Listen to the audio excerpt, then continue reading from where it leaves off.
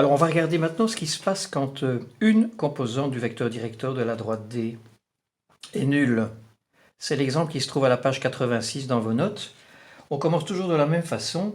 Il y a toujours moyen dans toutes les situations d'écrire des équations paramétriques pour la droite D en écrivant D a comme équation accolade en verticale x, y, z égale 3, 1, 2 les coordonnées du point A, moins 4k. Alors ici je vais l'écrire, d'habitude on ne l'écrit pas mais je l'écris pour expliquer la suite, plus 0 fois k, moins 1 fois k c'est moins k, k est le paramètre des équations paramétriques. Ensuite on procède de la même façon, on choisit une des trois équations qui permet d'exprimer k en fonction du reste. Je vais sans doute de nouveau prendre la troisième et écrire k égale 2 moins z. Ensuite j'injecte ça dans la première, x égale 3 moins 4 fois 2 moins z, c'est-à-dire 3 moins 8 plus 4z, et j'obtiens la même équation que tout à l'heure, x moins 4z égale moins 5. Maintenant, je vais injecter cette valeur de k dans la deuxième équation et je vais obtenir y égale 1 plus 0 fois k, et k c'est 2 moins z. Autrement dit, tout ceci vaut 0, et il reste y égale 1. Et donc la droite D est associée à une paire d'équations cartésiennes qui peuvent être 4 moins x moins 4z égale moins 5 et y égale 1. Je rappelle que ce ne sont pas la seule paire d'équations cartésiennes possibles, il y en a une infinité d'autres.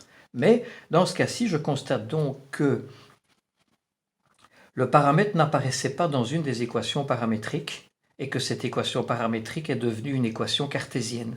Quand le paramètre n'apparaît pas, l'équation paramétrique peut jouer le rôle d'une équation cartésienne et le paramètre n'apparaît pas parce qu'il y avait un 0 dans une composante du vecteur directeur.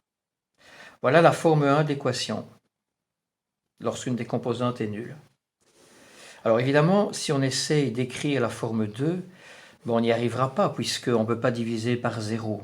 Dans ce cas-là, ce qu'on peut faire, c'est exprimer k en fonction du reste dans toutes les équations où il y a moyen, et donc écrire x moins 3 sur moins 4 dans la première équation égale 2 moins z. Non, pardon, z moins 2 sur moins 1 dans la deuxième équation.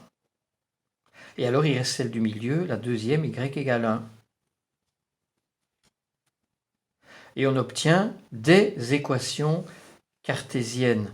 Pour la droite D, ce n'est pas vraiment la forme 2, puisqu'il n'y a pas trois fractions qui sont égales, c'est plus proche de la forme 1, ceci dit, puisque ceci, si on met tout ça à plat, ça traduit l'équation d'un plan qui est finalement celui-là.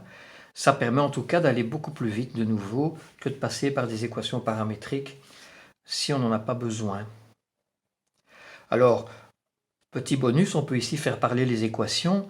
On aurait déjà pu le faire ici, en disant si un point fait partie de la droite D, ses coordonnées s'appellent x, y, z, son ordonnée vaut toujours 1. Voilà. Les points de la droite D sont des points qui ont une ordonnée qui vaut 1. Ça veut dire que la droite D se trouve quelque part dans le plan y égale 1, qu'on peut représenter rapidement ici.